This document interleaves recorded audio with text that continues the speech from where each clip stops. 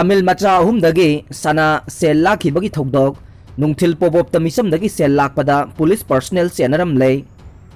मणिपुर यामना किनिंगाई ओइबा थौदोक अमदा इम्फाल की एयरपोर्ट लंबीदा नुंगथिल पोबोप तमोरेदगी लाकपा तमिल मचा अहुमदगी नोंगमई चिंदोलदा सना अमसुंग cell लाखिबगी थौदोक अदुदा Manipur police की पर्सनल सिंग सेनरम ले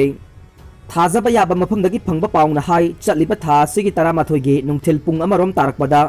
नोंगमई चिंदोलदा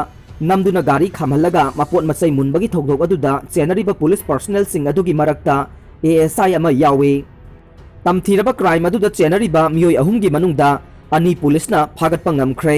अदुबु मखोइना नमदुना मुनखिबा सना अमदि अतै मपोट मचै सिंग अदुदे रिकवर तौबा ngamdre वाधौरिबा मी फागदबा अमसुंग पोचै सिंग अदु रिकवर तौननबा ngasi अहिंग पुलिसना मफम कया मरुमदा थी हुंबगी थबक सथनबा थौरांग तौरे फारबा पुलिस पर्सनल सिंग अदु कना कनानो हाइबा ngasiगी ओइना पुलिसना फोंदोउ हाइबा याद्रे अनौबा डेवलपमेंट का लोइनना हयेंग पाउमी सिंगदा फोंदोकनी हाइरे पाव असिना मखा ताना हाई मोरेदगी इकोबेन अमदा तोंगदुना लाखिबा तमिल नुपी अमा अमसुंग नुपा अनि अदु लिलोंगदगी नंबर थादबा सिल्वर मचुगी अल्टो कार अमदा तोंगदुना लाकपा मियोय अहुमना इनरगा लाखिबने मखोइना एयरपोर्ट मयादा इकोबेन अदु नमदुना खामहल्लगा मखोइगी मसादा यावबा सेनफम सिंग अमसुंग हक्चांगदा लोइनबा सना लुपागी लैतेंग सिंग नोंगमई चिंदोलदा मुनखिबने तमथीरबा क्राइम अदु सथगिबा मियोय अहुम अदुगी मनुंगदा नोंगमई मचा पाइबा मियोयदुना मखोइ पुलिस पर्सनल सिंगनि हाइना मसक ताकलमखि मखोइगी मरक्ता नुपी अमसु यावी हाइना तमिल मचा अहुम अदुना पुलिसता वाकलखिबा लैख्रबने पाउसे सिंगदा थौदोक अदुगी पाउ फोंनख्रबा तुंगदा पुलिस की मिंगचत मयेंग तारकपा अमसुंग चीफ मिनिस्टर नोंथोंबम बिरेना पुलिस ऑफिसर सिंगदा केस असिदा सेनरिबा मियोय सिंग अदु थिनथबा तौदना फाननबा अकनबा याथंग ताउथरखे मधुना मरम ओइरगा पुलिस ऑफिसर सिंग अहिंग तुमदना इन्वेस्टिगेशन चथरबा तुंगदा थौदोक अदुदा सेनरिबा पर्सनल सिंग अदुगी मनुंगदा अमा मसक खंगबा ngamlakkhibane सेनरिबा मियोय अमा ngasi अयोग पुलिसना फाखे तुंगदा महाक वहंग पहोंग चथबदा थौदोक अदुगी मरी मखोंग ताकथोरकपनी हाइरे वैक्सीन अतेनबा मतमदा पुथोकलगसु मियोयबदा अकाइबा अमता थोकलोय कोविड-19 की वैक्सीन असी यामना अतेनबा मतमगी मनुंगदा पुथोकपा ओइरगसु वैक्सीन असी कापदा मियोयबदा अकाइबा अमता थोकलोय तांका कयारक चांगेंग तौरगा ड्रग रेगुलेटरी बॉडी सिंगना येंगसिंदुना अयाबा पीरबनी हाइना लैंगा की हेल्थ डिपार्टमेंट की अखंग अहि सिंगना फोंदोरकले वैक्सीन असी मिपुम खुदिंगमक्ता तांकक नाइना फंगहनगनी अदुम ओइनमक अहानबा कांगलुपता अना लायंगी थबक तौरिबा सिंग अमसुंग ममांग थाना थबक तौरिबा मियोय सिंगदा पीगनी अनीसुबा कांगलुपता सही यांखगी मथक्ता लैबा मियोय सिंग अमसुंग अतोपा लैना लैबा मियोय सिंग यावगने अहुम सुबा तारकपदा दरकार ओइबा मियोय खुदिंगमक्ता टीका फंगहनगनी वैक्सीन असी असोय अंगाम थोक्तबा अमसुंग कानाबदा युमफम ओइरगा रेगुलेटरी बॉडी सिंगना अयाबा पीरबा मतुंग खक्ता लैबाक असिदा कापथोकपा हौगदौरिबने कोविड-19 की टीका थाबा असी मसागी अपामबने अदुबो कनागुंबा अमा ngaktoknaba amasung laina sandokpa thingnaba mapung phana कोविड-19 टीका थानबा पौताक पीगदबने ममांगदा लाइना असि नाखिबा नत्रगा नादबा थीदना टीका मपुंग फाना थादोकदबने मसिना लाइना ngaktokpa ngambagi शक्ति हेंगदहनबदा mateeng पांगने टीका काफमदा लाकपा मतमदा मखोइना वायरस संदोरकपा याबगे खुदोंथीबा हेंगलकपा मरमना पॉजिटिव ओइरबा लायोंग उठख्रबा मियोयसिंग नुमित 14 की मतुंगदा टीका थागदबने टीका सिंग क्लिनिकल ओइना चांगेंग तौबदा फंगलकपा सोय अंगाम थोक्तबा अमसुंग कानाबगी डेटा अदुसु ड्रग्स रेगुलेटरी ना लाइसेंस पीद्रिंगै ममांगदा येंगसिल्ले मरम अदुना लाइसेंस पीरबा कोविड-19 टीका सिंग असोय थोक्तबा अमसुंग कानाबदा चांगदमनबा याना फरे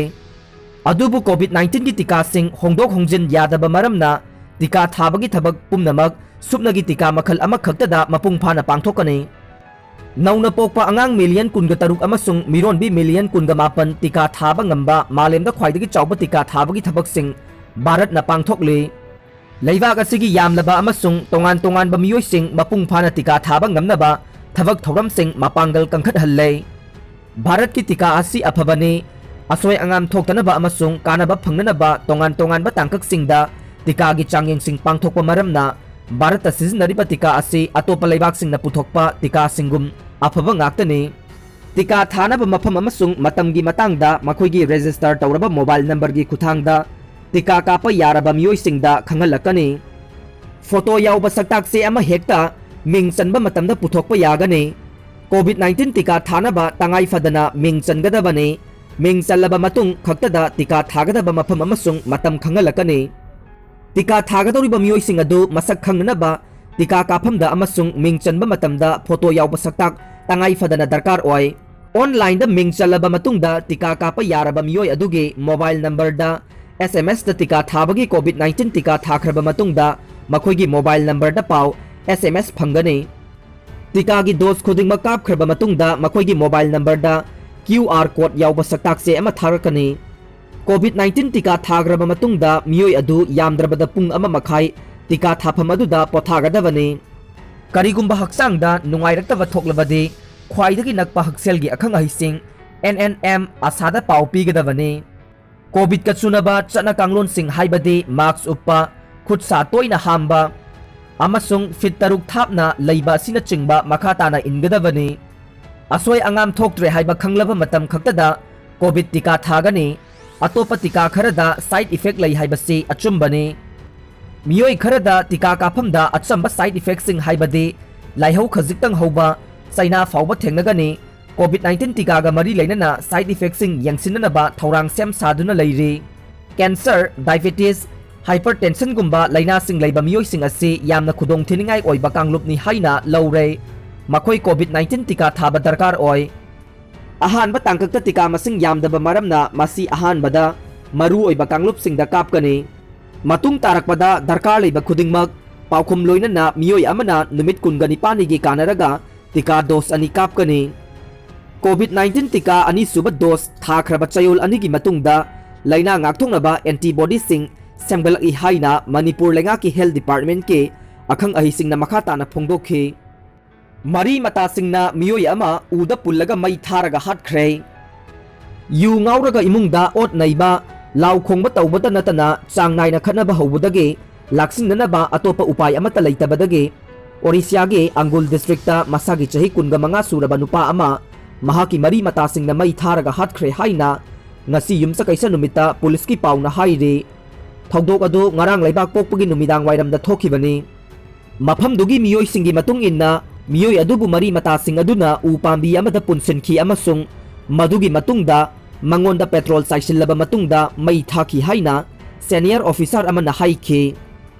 ꯌꯨ ꯊꯛꯄꯗ ꯁꯤꯈꯤꯕ ꯃꯁꯤꯡ 22 ꯁꯨꯈ꯭ꯔꯦ꯫ ꯃꯩꯙ꯭ꯌ ꯄ꯭ꯔꯗꯦꯁꯀꯤ ꯃꯣꯔꯦꯅꯥ ꯗꯤꯁꯇ꯭ꯔꯤꯛꯇ ꯁꯦꯡꯗꯕ ꯌꯨ ꯊꯛꯂꯨꯕꯗꯒꯤ ꯅꯨꯃꯤꯠ ꯀꯌꯥꯅꯤ ꯅꯥꯔꯛꯈ꯭ꯔꯕꯒꯤ ꯇꯨꯡꯗ ꯃꯤꯑꯣꯏ 8 ꯁꯤꯈꯤꯕ ꯑꯗꯨ ꯍꯧꯖꯤꯛ ꯄꯨꯟꯅ 22 ꯁꯨꯈ꯭ꯔꯦ ꯍꯥꯏꯅ ꯄꯨꯂꯤꯁꯅ ꯐꯣꯡꯗꯣꯛꯈ꯭ꯔꯦ꯫ ꯊꯧꯗꯣꯛ ꯑꯗꯨ ꯍꯛꯆꯤꯟꯅ ꯂꯧꯗꯨꯅ ꯆꯤꯐ ꯃꯤꯅꯤꯁꯇꯔ ꯁꯤꯕꯔꯥꯖ ꯁꯤꯡ ꯆꯧꯍꯥꯟꯅ ꯃꯐꯝ ꯑꯗꯨꯒꯤ ꯀꯂꯦꯛꯇꯔ ꯑꯃꯁꯨꯡ ꯁꯨꯄꯔꯤꯟꯇꯦꯟꯗꯦꯟꯠ ꯑꯣꯐ ꯄꯨꯂꯤꯁ ꯇ꯭ꯔꯥꯟꯁꯐꯔ ꯇꯧꯅꯕ ꯑꯣꯔꯗꯔ ꯇꯧꯈ꯭ꯔꯦ꯫ ꯃꯐꯝꯗꯨꯒꯤ ꯁ꯭ꯇꯦꯁꯟ ꯍꯥꯎꯁ ꯑꯣꯐꯤꯁꯥꯔ ꯑꯗꯨꯁꯨ ꯍꯥꯟꯅꯅ ꯁꯁꯄꯦꯟ ꯇꯧꯈ꯭ꯔꯦ꯫ ꯍꯧꯖꯤꯛ ꯌꯥꯝꯗ꯭ꯔꯕꯗ ꯃꯤꯑꯣꯏ 18 ꯑꯃꯒꯁꯨ ꯑꯜꯀꯣꯍꯣꯜ ꯄꯣꯏꯖꯅꯤꯡꯒꯤꯗꯃꯛ ꯃꯣꯔꯦꯅꯥ ꯑꯃꯁꯨꯡ ꯒ꯭ꯋꯥꯂꯤꯌꯔ ꯗꯤꯁꯇ꯭ꯔꯤꯛ ꯍꯣꯁꯄꯤꯇꯥꯜꯁꯤꯡꯗ ꯂꯥꯏꯀꯠꯅꯔꯤ꯫ ꯃꯈꯣꯏꯒꯤ ꯃꯅꯨꯡꯗ 2ꯒꯤ ꯐꯤꯚꯝꯗꯤ ꯂꯨꯔꯤ ꯍꯥꯏꯅ ꯄꯨꯂꯤꯁꯀꯤ ꯄꯥꯎꯅ ꯍꯥꯏꯔꯤ꯫ ꯊꯧꯗꯣꯛ ꯑꯗꯨꯗ ꯆꯦꯟꯅꯕ ꯃꯤꯑꯣꯏ 2 ꯉꯔꯥꯡ ꯅꯨꯃꯤꯗꯥꯡ ꯐꯥꯈ꯭ꯔꯦ꯫ ꯃꯤꯑꯣꯏ 5 ꯊꯤꯕ ꯈꯪꯗ꯭ꯔꯤ꯫ ꯂꯣꯏꯅꯕꯤ ꯍꯥꯠꯄ ꯑꯃ ꯆꯍꯤ 10 ꯖꯦꯜꯗ ꯂꯩꯕꯒꯤ ꯆꯩꯔꯥꯛ ꯄꯤꯈ꯭ꯔꯦ꯫ ꯃꯁꯥꯃꯛꯀꯤ ꯂꯣꯏꯅꯕꯤꯕꯨ ꯐꯨꯗꯨꯅ ꯍꯥꯠꯈꯤꯕꯅꯤ ꯍꯥꯏꯕ ꯎꯈ꯭ꯔꯨꯜ ꯗꯤꯁꯇ꯭ꯔꯤꯛꯀꯤ ꯂꯥꯡꯗꯥꯡ ꯚꯤꯂꯦꯖꯇꯒꯤ ꯆꯍꯤ 92 ꯁꯨꯔꯕ ꯊꯦꯃꯤꯊꯥꯡ ꯄꯨꯝꯁꯥꯝꯅꯥꯎ ꯗꯤꯁꯇ꯭ꯔꯤꯛ ꯑꯦꯟড ꯁꯦꯁꯟ ꯀꯣꯔꯠ ꯎꯈ꯭ꯔꯨꯜꯅ ꯆꯍꯤ 10 ꯖꯦꯜꯗ ꯂꯩꯕ ꯑꯃꯁꯨꯡ ꯂꯨꯄꯥ 10,000 ꯐꯥꯏꯟ ꯊꯤꯕꯒꯤ ꯆꯩꯔꯥꯛ ꯄꯤꯈ꯭ꯔꯦ꯫ ꯃꯣꯔꯦꯗ ꯑꯣꯐꯤꯁ ꯃꯩ ꯊꯥꯔꯝꯂꯦ꯫ ꯉꯔꯥꯡ ꯅꯨꯃꯤꯗꯥꯡ ꯄꯨꯡ 8 ꯂꯣꯝ ꯇꯥꯕꯗ ꯃꯣꯔꯦ ꯍꯩꯅꯧꯃꯈꯣꯡ ꯂꯩꯀꯥꯏ ꯋꯥꯔꯗ ꯅꯝꯕꯔ 7ꯗ ꯂꯩꯕ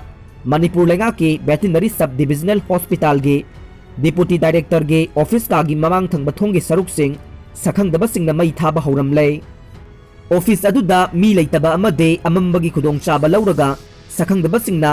ꯊꯥꯎ ꯍꯩꯖꯤꯜꯂꯒ ꯑꯣꯐꯤꯁ ꯑꯗꯨ ꯃꯩ ꯊꯥꯔꯝꯕꯅꯤ ꯍꯥꯏꯔꯤ꯫ ꯃꯩ ꯑꯗꯨ ꯆꯥꯛꯄ ꯍꯧꯔꯛꯄꯒ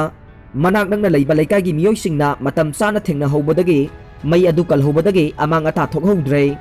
ꯃꯩ ꯊꯥꯔꯝꯂꯤꯕ ꯚꯦꯇꯤꯅꯔꯤ ꯑꯣꯐꯤꯁ ꯑꯁꯤ ꯉꯁꯤ ꯅꯨꯃꯤꯠ ꯈꯔꯅꯤꯒꯤ ꯃꯃꯥꯡꯗꯒꯤ ꯁ꯭ꯇꯥꯐ ꯑꯃꯠꯇ ꯂꯩꯇꯦ ꯍꯥꯏꯔꯤ꯫ ꯂꯩꯀꯥꯏ ꯑꯗꯨꯗ ꯂꯩꯕ MD ꯑꯕꯣꯊꯦꯝ ꯀꯧꯕ ꯃꯤꯑꯣꯏ ꯑꯃꯅ ꯄꯥꯎꯃꯤꯗ ꯐꯣꯡꯗꯣꯔꯛꯈꯤꯕꯗ ꯉꯔꯥꯡ ꯅꯨꯃꯤꯗꯥꯡ ꯄꯨꯡ 8 ꯂꯣꯝ ꯇꯥꯕꯗ ꯚꯦꯇꯤꯅꯔꯤ ꯑꯣꯐꯤꯁ ꯑꯁꯤꯗ ꯃꯩꯉꯥꯜ ꯎꯕꯗꯒꯤ ꯈꯨꯗꯛꯇ ꯆꯪꯁꯤꯟꯗꯨꯅ ꯌꯦꯡꯂꯨꯕꯗ ꯑꯣꯐꯤꯁ ꯑꯁꯤ ꯃꯩ ꯆꯥꯛꯄ ꯊꯦꯡꯅꯈꯤ꯫ ꯃꯩ ꯆꯥꯛꯄ ꯑꯗꯨꯗ ꯑꯣꯐꯤꯁꯇ ꯃꯤ ꯂꯩꯕ ꯎꯈꯤꯗꯦ꯫ ꯃꯩ ꯆꯥꯛꯂꯦ ꯂꯥꯎꯕꯗꯒꯤ ꯃꯤꯌꯥꯝꯅ ꯆꯪꯁꯤꯜꯂꯛꯇꯨꯅ ꯃꯩ ꯀꯟꯕ ꯉꯝꯈꯤꯕꯅꯤ꯫ ꯔꯤꯝꯁꯇ ꯂꯂꯣꯟꯕ ꯈꯨꯠꯄꯨ ꯑꯃ ꯐꯥꯒꯠꯈ꯭ꯔꯦ꯫ ꯔꯤꯝꯁ ꯍꯣꯁꯄꯤꯇꯥꯜꯒꯤ ꯕ꯭ꯂꯗ ꯕꯦꯡꯀꯤ ꯁ꯭ꯇꯥꯐ 3 ꯌꯥꯎꯅ ꯂꯂꯣꯟꯕ ꯑꯦꯖꯦꯟꯠ 3 ꯉꯁꯤ ꯗꯦꯁꯥꯝꯅ ꯐꯥꯒꯠꯈ꯭ꯔꯦ꯫ ꯐꯥꯔꯕ ꯃꯤꯑꯣꯏꯁꯤꯡ ꯑꯗꯨꯗꯤ रिम्स ब्लड बैंक के टेक्नीशियन माइबम जितेन अमदे technician E Shanti attendant CH Pradeep अमदे अटेंडेंट के इबोतोम्बीनी मखोइगा लोइना फारब एजेंट मरी अदुदि ललामबुंगदगे टी रणबीर नावरेमथोंग समू संगदगे पी खंबा कोंगबा नोंथोंबम लेकाइदगे NG जॉनसन अमदे खोंगमन जोन 5 दगे निंगोंबम डिस्कोनी हाइरे हिरम असिगी मतंग ngasi nungthil mahiroi loop asigi office ta pangthokpa paugi mifam amada loop desamge assistant secretary general somorjit luwang na haikibada rims hospital ge blood bank ki staff kharaga miyoi kharaga manaraga I lalonbagi thabak chathare haina akhanaba pau ama phangbadage loop asina kupna yengsinduna lakhe masiga mari leinana rims ki staff amade agent sing asiga manaduna I donation tawbagi mi kauduna anaba imung manungdage cell लौथोकपगी थबक चथरंबनी लमदम असिदा NGO CSO अमदे अतोप अतोप लुपसिंगना blood donation तौदुना मियामगी पुंसी कननब होनरिंगै चेरक असिदा मियोय खरना ई ललोनबगी थबक चथरंबा लाइबक थीवने स्टाफ अमदि एजेंट सिंग मानदुना अनाबा मियोय सिंगदगी सेल ओइना लुपा लिसिंग मरिगा चमंगा लौदुना मखोय मसेल यंथोकनदुना ई ललोनबगी थबक असि चथरंबने ई ललोनबगी थबक असिदा रिम्स हॉस्पिटल गे ब्लड बैंक की अतोप स्टाफ खरसु चेन्नई हाइबा खंगबंगमले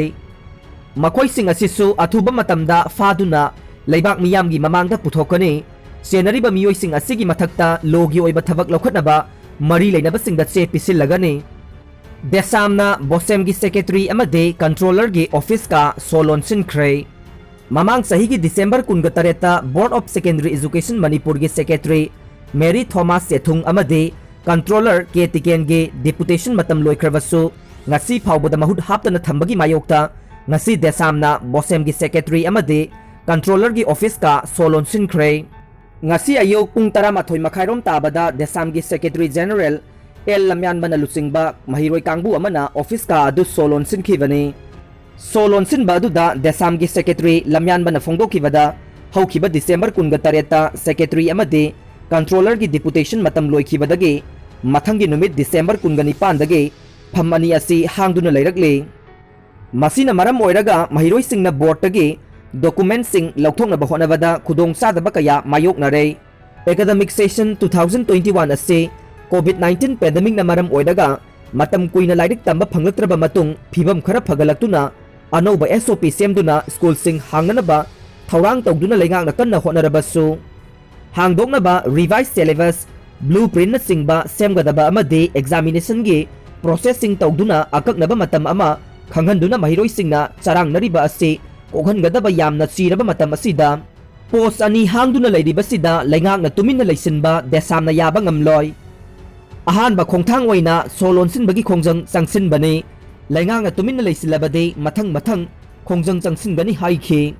महाकपु इम्पीचमेंट तौबा तारबदे हिंसा हेना थोहलकनी हाइना ट्रम्पना वार्निंग तौख्रे US कैपिटल दा महाकी सौगटपसिंगना थोमजिनखिबा अदुगी मतंगदा प्रेसिडेंट डोनाल्ड ट्रम्प मफम लौथोकनबा डेमोक्रेट सिंगना होनरखिबा अदुदा ट्रम्प की पार्टी दगी यामद्रबदा रिपब्लिकन मंगा याउसिलखिबगा लोइनना हौजिक हाउस ऑफ रिप्रेजेंटेटिव्स डेमोक्रेट सिंगना प्रेसिडेंट बो ऑफिस दगी लौथोकनबा होनदुना ऐतिहासिक ओइबा वोट अमा तौनबगीदमक सेम साखरे प्रेसिडेंट ट्रम्प की ताम असे हौजिक नुमित निपानी लेरे मसिदा हाउस ना प्रेसिडेंट ट्रम्पु हौकिबा चयोलदा महाकी तुंगिनबसिंगदा वा ngangbada insinbadagi कैपिटल दा मागी सौगटपसिंगना थोमजिनखिबनी हाइना मारान सिदुना इम्पीचमेंट की आर्टिकल अमगी मतंगदा ngasi बोट लौनगदौरे अदुबु मरक्सिदा प्रेसिडेंट डोनाल्ड ट्रम्पना महांगा इरांग हौनबा इंसिनखिबा अदुगिदमक लाले हाइजौ यादना मुक्तुना लैरि अमसुंग महाकबु फमदगी लौथोकपना हिंसा हेना थोहलकनी हाइदुना वार्निंग तौख्रे पुलिस ऑफिसर अनि सिखिबा वाइस प्रेसिडेंट माइक पेंस अमसुंग कांग्रेस की मेंबर सिंगी पुंसीदा खुदोंग थियन की हिंसा की थोकदोक अदुदा महाक मारान लई हाइबदु प्रेसिडेंट याखिदे इलेक्शन अदुगी फलसिंग अदु अमुक मथक मखा ओंथोक हननबा लॉ मेकर सिंगदा साफु पिननबा अमसुंग किहन्नबा शक्ति उत्पा अमदा कैपिटल अदुदा संगसिनबा महाकी सौगटपसिंग पुकनिंग थोगटखिबा मागी वारोल सिंग अदु मपुंग फाना चानै अकाइबा लैते हाइना महाकना हाइखे